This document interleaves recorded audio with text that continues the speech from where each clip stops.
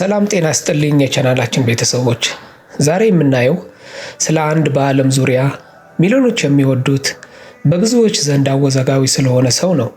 የቦሊውድ ታይገር፣ ባይጃን ወይም ሰሉ በሚሉ ቅጽል ስሞች የሚጠራው ሰልማን ካን ከውድቀት ተነስቶ የህንድ ፊልም ኢንዱስትሪን የተቆጣጠረበት፣ እስር ቤት የገባበት፣ በፍቅር የተጎዳበትና ሚሊዮኖች የሚቆጠሩ ሰዎች በቸርነቱ የሚረዳበት አስገራሚ ህይወት ታሪክ በዝርዝር እንመለከታለን።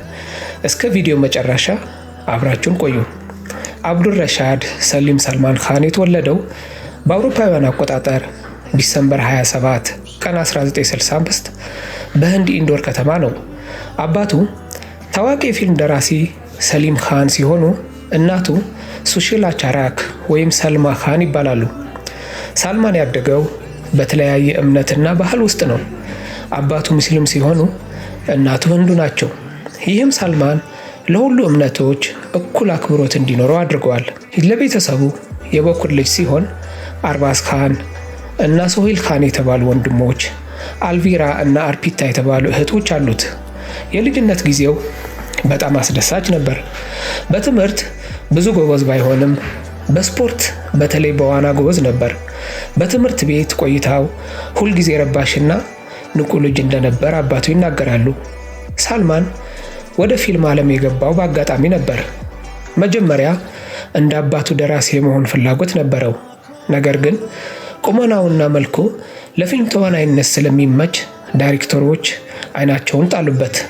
በአውሮፓውያን አቆጣጠር በ1988 ቢቢ ሆቶ ኤሲ በተባለው ፊልም በረዳት ተዋናይነት የመጀመሪያ ስራውን ሰራ።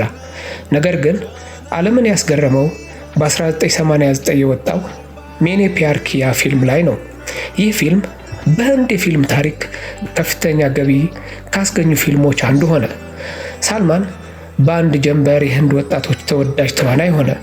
ፕሬም የሚል ስም ከዚህ ፊልም በኋላ የመጣ ነው። ከሜኔ ፕያር ኪያ በኋላ ሳልማን በዘጠናዎቹ እንደ ሃም አፕኬ ሄ ኮን፣ ከረን አርጆን፣ ኩች ኩች ሆታ ሄ የመሳሰሉ ተወዳጅ ፊልሞችን ሰርተዋል።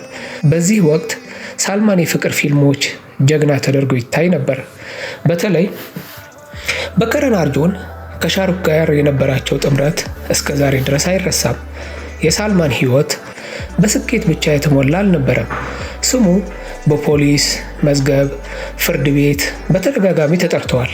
በ50 ሳትህ ቀረጻ ወቅት በህግ የተከለከሉ ብርቅዬ ሚዳቆችን አድነዋል በሚል ለዓመታት በፍርድ ቤት ሲጉላላ ቆይተዋል። በዚህ ምክንያት ለጥቂት ቀናት እስር ቤት ገብተዋል። በሙምባይ ጎዳና በመኪና ሰዎች ላይ አደጋ አድርሶ የአንድ ሰው ህይወት ሲያልፍ ሌሎች ቆስለዋል። ይህ ክስ ለ13 ዓመታት ሲንከራተትበት ቆይቶ በመጨረሻም በቂ ማስረጃ ስላልተገኘ በነፃ ተለቀዋል። እነዚህ ክስተቶች የሳልማን ስም ቢያበላሹም አድናቂዎቹ ግን ባይጃን ወይም ታላቅ ወንድም እያሉ ከመውደድ ወደ ኋላ አላሉ። የሳልማን የፍቅር ህይወት ሁልጊዜ የሚዲያ መነጋገሪያ ነው። ለምን እስካሁን አላገባህም የሚለውን ጥያቄ በሄደበት ሁሉ የሚጠየቀው ጥያቄ ነው። ሰንጊታ ብጅላኒ የመጀመሪያው ፍቅረኛው ነበረች።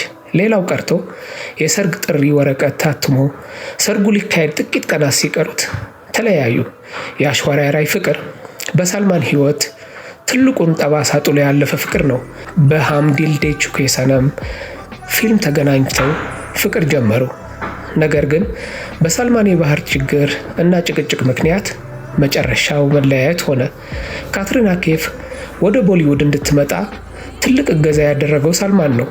ለረጅም ጊዜ አብረው ቢቆዩም መጨረሻ ተለያይተዋል። አሁንም ግን ምርጥ ጓደኞች ናቸው። ሳልማን አሁንም ድረስ ነጠላ ወይም ሲንግል ሲሆን ከቤተሰቦቹ ጋር ስለሚኖር ብቻ አይደለሁም ይላል። በ2000 አጋማሽ ላይ የሳልማን ፊልሞች በተደጋጋሚ መውደቅ ጀመሩ። ብዙዎች የሳልማን ዘመን አከተመ ብለው ነበር። ነገር ግን በ2009 የወጣው ወንትድ ፊልም ሁሉንም ነገር ቀየረው። ከዛ በኋላ የሰራቸው ደበንክ፣ ቦዲጋርድ፣ ኤክታ ታይገር፣ በጅረንጊ ባይጃን እና ሱልጣን ፊልሞች ቦሊውድን በገበያ አጥለቀለቁት። ሳልማን የ100 ክሮር ክለብ ንጉስ ተባለ። ፊልሞቹ ጥራት ባይኖራቸውም የሳልማን ስም ብቻ ፊልሙን ስኬታማ ለማድረግ በቂ ሆነ። ሳልማን ወይም ባይጃን የሚባለው በፊልሙ ብቻ አይደለም። ቢንግ ሂውማን የተባለው ግብረሰናይ ድርጅት በመመስረት በሺዎች የሚቆጠሩ ህፃናት በሕክምና በትምህርት ይረዳል ተብሎ ይታመናል። ብዙ ተዋናዮችም ሳልማን የችግር ጊዜ ደራሽ መሆኑን ይመሰክራሉ። ይህ ደግነቱ ብዙ ሰዎች የቀድሞ ጥፋቱን ይቅር እንዲሉት አድርጓል። ዛሬ ሳልማን እድሜው ወደ 60 ቢጠጋም አሁንም እንደ ወጣት ንቁ ነው። በየዓመቱ በኢድ በዓል ፊልሞችን በመልቀቅ ለአድናቂዎቹ ስጦታ ያበረክታል።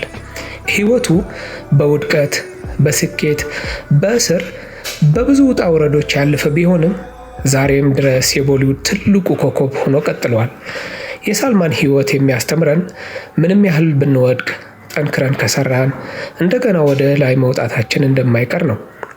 የዛሬው ቪዲዮአችን ይህንን ይመስል ነበር። እናንተ ከሳልማን ፊልሞች የትኛውን ትወዳላችሁ? አስተያየታችሁን ኮሜንት ላይ ጻፉልኝ። ቪዲዮውን ከወደዳችሁት ላይክ እና ሳብስክራይብ ማድረጋችሁ እንዳትረሱ። በቀጣይ ቪዲዮ እስከምንገናኝ ሰላም ቆዩልኝ።